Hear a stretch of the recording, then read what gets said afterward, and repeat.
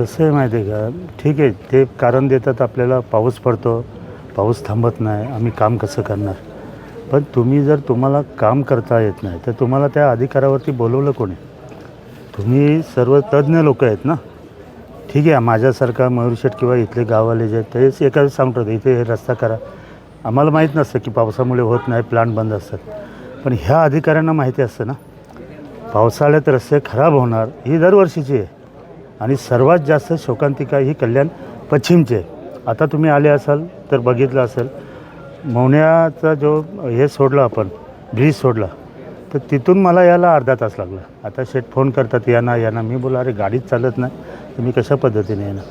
तर अशा ह्याला पूर्णपणे अधिकारी जबाबदार आहेत. आणि सर्वात महत्त्वाचं कसं माहिती आहे का, त्यांना आपण सांगायला गेलो ना तर त्यांना असं वाटतं याला काय माहिती आहे, हे आपल्याला शिकवतो.